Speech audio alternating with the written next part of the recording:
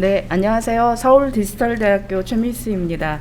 먼저 제5회 서민금융포럼에서 강연을 하게 돼서 제 개인적으로 영광으로 생각합니다. 지속가능 금융을 위한 서민금융 정책에 대해서 여러분들이 많은 말씀을 해주셨는데요. 저는 금융소비자 보호 쪽에 관심을 많이 갖고 있고 공부를 하고 있어서 금융소비자 보호 측면에서 서민금융을 한번 살펴봤습니다. 금융소비자 보호라는 것이 단지 규제나 감독에 그치지 않고요. ESG의 그 사회책임 경영의 일부로서 더 넓은 의미로 금융소비자 보호를 바라볼 필요가 있을 것 같습니다. 또 서민금융의 지속가능 발전을 위해서 금융소비자 보호 방안을 좀 더 적극적으로 접근할 필요가 있어서 그 부분에 대해서 간단히 말씀드리도록 하겠습니다.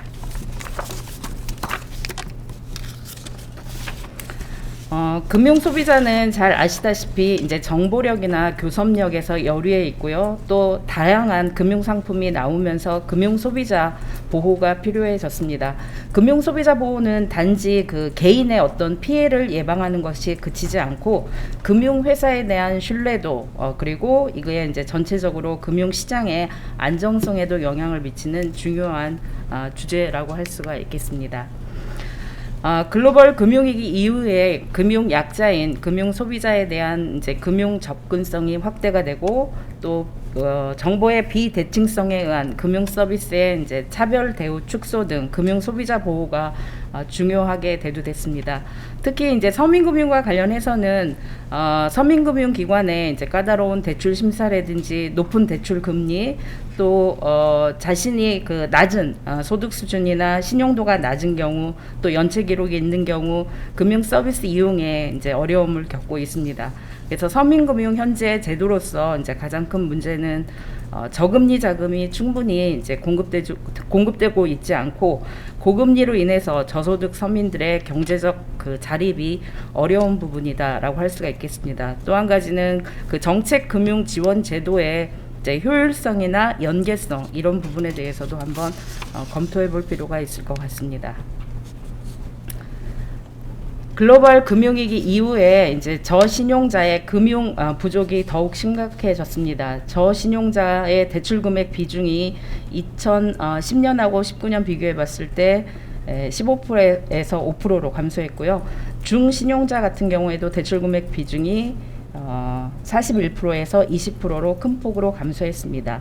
이 이외에도 서민금융기관조차도 지나치게 이제 높은 고신용자 비중을 보이고 있습니다. 그래서 고신용자 그 대출 비중이 증가하면서 그 서민금융기관으로서 또 제 기능을 못하고 있다라는 비판도 사실 있습니다. 고금리 대출 만연으로 금융 약자의 금융 압박이나 고통은 심각하고요. 신용 위험에 비해서 과도한 대출금의 그 부과로 중금리 대출이 부족합니다. 그래서 실제 서민금융기관 대부분의 서민금융기관도 고금리를 부과하고 있는 것을 알 수 있습니다. 서민금융 현황은 앞서 발표할 때 여러분들이 말씀해 주셨기 때문에 생략하고요.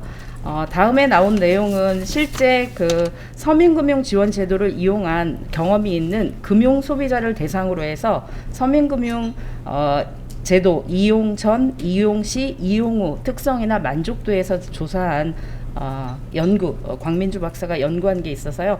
지금 현재 소비자가 피부로 느끼는 서민금융에 대해서 잘 나타낸 연구라서 서민금융 현황에서 한번 소개해 드리려고 합니다.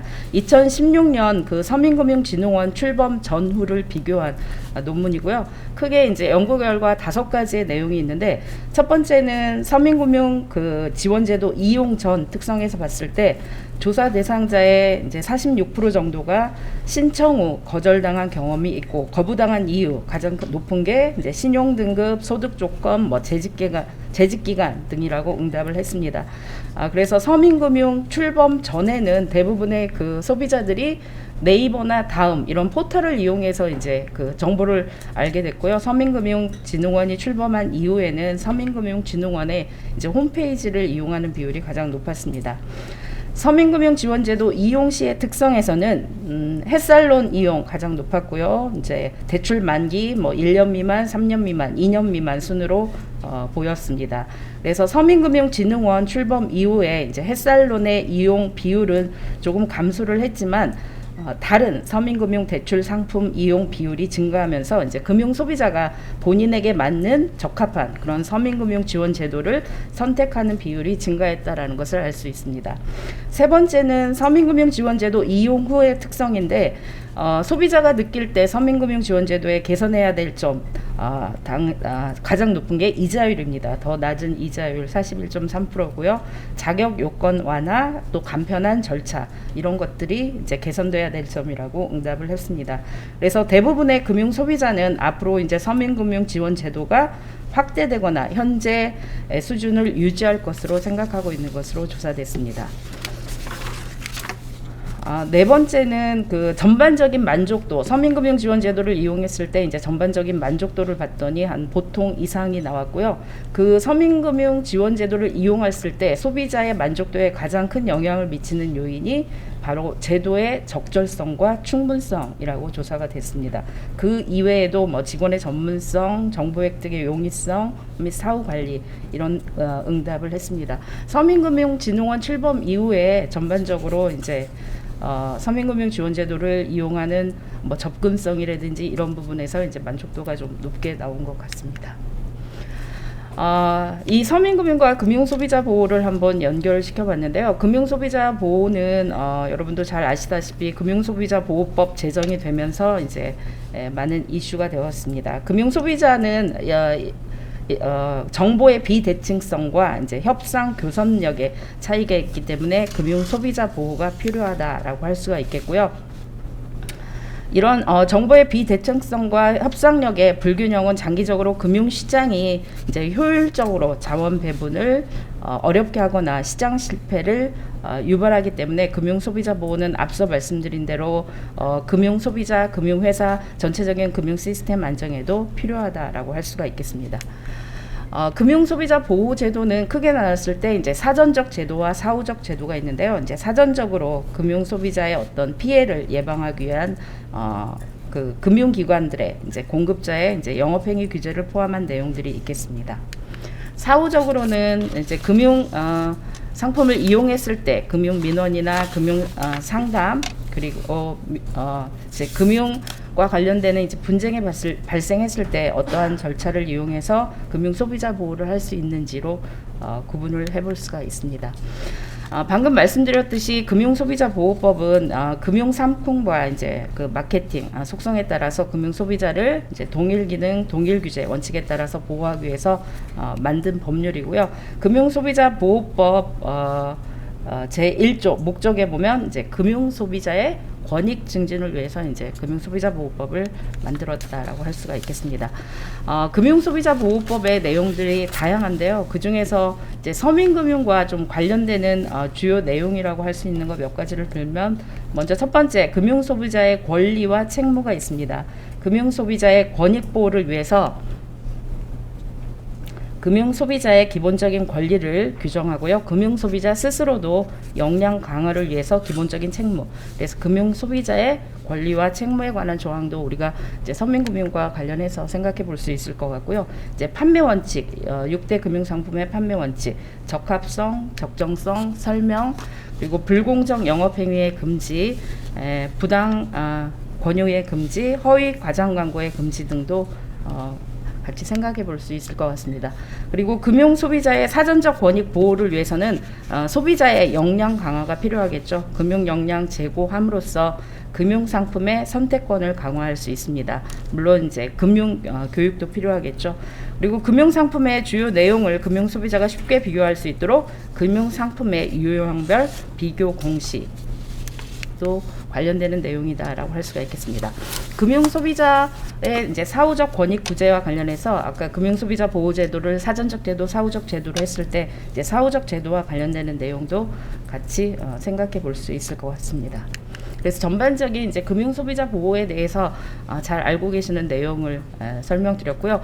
그러면 서민금융에서 금융 소비자 보호를 어떻게 할 수 있는지, 그 서민금융 지원 제도의 그 ESG의 S, 즉 사회적 책임에 해당되는 것이다라고 하면 금융 소외계층에 대한 이자 부담도 경감해야 되고요. 또 맞춤형 금융 상품이나 금융 정보 제공으로 상품의 선택권을 강화하는 것도 필요할 것 같습니다. 또 취약계층에 대한 성장 지원도 강화해야 되고 취약계층에 대한 금융 역량 강화도 필요할 것 같습니다. 또 그 ESG의 S, 사회적 책임에 해당되는 활동 중에 하나가 바로 제가 말씀드린 금융 소비자 보호의 강화가 있을 것 같습니다. 그래서 금융 소비자 보호를 단지 이제 규제나 감독에 대한 그런 소극적 의미로 국한하기보다는 ESG의 사회 책임 경영의 일부로서 더 넓은 의미로 금융 소비자 보호를 바라볼 필요가 있고, 또 서민금융의 지속가능 발전을 위해서 금융 소비자 보호 방안을 이제 더 적극적으로 접근할 필요가 있다라고 해서 몇 가지를 생각해 봤습니다. 첫 번째는 서민 정책금융의 기능 강화입니다. 4대 정책금융의 비효율성을 이제 순서대로 봤는데요. 서민 정책금융은 정책금융 기능의 이제 통합으로 이제 경합적, 중복적 지원의 가능성이 낮고 공급 부족으로 최적 수준에 이르지 못합니다. 특히 이제 사각지대나 지나치게 고금리를 쓰는 저소득, 저신용자에 대한 지원 확대가 필요하다라고 할 수가 있겠습니다. 두 번째는 금융 소비자 중심의 서민금융 활성화가 필요합니다. 앞서도 발표에서 여러분들이 말씀을 해주셨는데요. 금융 소비자의 정보 이용 접근성과 선택권을 확대하는 노력이 필요합니다.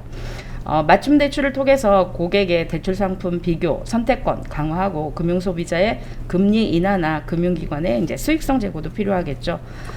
지원이 필요한 사람에게 꼭 맞는 서비스를 선정해서 제공할 수 있는 서민금융 전달 체계를 종합적으로 검토하고 실질적인 상담이나 홍보에도 주력할 필요가 있겠습니다. 세 번째는 금융 소비자 보호를 위한 약탈적 대출이나 불법 부당 대출 예방이 되겠습니다. 금융 소비자 보호법에 앞서 그 6대 판매 원칙에서 말씀드린 적합성 원칙, 설명 의무 이런 것들이 구체적으로 명시되어 있고요. 대출 상품 같은 경우에 대출 상환을 할 수 있는 그 저소득 서민들의 제2금융권 그 고금리 대출을 예방하는 것이 필요하고, 불법 대출이나 불법 출심에 대해서도 불법 행위를 구체적으로 규정하고 제재하는 그런 제도적 장치도 필요하다라고 생각이 듭니다. 금융 소비자 보호를 위한 금융 연체 채무자의 방어권 강화. 금융 소비자 보호법 제7조에 보면 금융 연체 그 채무자일지라도 금융 소비자로서 판매업자의 부당한 채권 출심 행위를 위법한 영업 행위로 인한 재산상의 손해로부터 보호해야 된다라고 규정이 되어 있듯이 금융소비자보호법 시행에 따라서 주로 상품 판매 등 대출 계약 단계에서 금융소비자 보호에 중점을 두었던 이제 논의를 그 이후 추심 활동에 대해서도 금융 그 연체 채무자의 방어권을 확대하는 여러 가지 방안을 생각해 볼 수 있을 것 같습니다. 서민금융 지원제도의 다양화. 서민금융 지원제도는 지금 현재 이제 대부분 대출 상품 위주로 구성되어 있어서요. 대출은 그 서민 가계 경제의 이제 구조적 결함을 메워주지는 못하고 어떻게 보면 경제적 자립의 기회를 놓치게 만들 수도 있을 것 같습니다. 그래서 서민금융 지원제도는 지속 가능한 그 소비 환경을 이룰 수 있도록 저축생활 습관화하는 제도적 지원을 확충함으로써 부채 의존형에서 저축 지향형으로 전환되는 것도 필요할 것 같습니다. 미국이나 유럽, 영국, 독일, 프랑스, 일본 같은 경우에는 이런 서민들의 그 자산 형성을 지원하기 위한 이제 제도가 이루어지고 있어서요. 이런 쪽에 그 인식의 전환도 필요할 것 같고, 그래서 재무적 위기로부터 서민을 보호해서 예측 가능하고 안정적 경제 생활을 해 나갈 수 있도록 서민의 생활 환경에 특화된 대출 이외에 이제 보험 상품이라든지 아니면 안정적인 금융자산 형성을 위한 서민층에 특화된 투자 상품 지원도 고려해 볼 수 있을 것 같습니다. 여섯 번째는 정부 재정 출연을 통한 서민금융진흥원의 기능 강화입니다. 앞서도 여러분이 말씀해 주셨듯이 서민정책 금융의 이제 중요성, 심각성 이것을 감안해서 현재 지속 가능하지 못한 서민정책 금융의 재원 구조 개선이 필요하고요. 이런 정부 재정 출연으로 저소득, 저신용, 취약계층에게 안정적으로 금융 지원을 하는 것이 필요하다라고 할 수가 있겠습니다.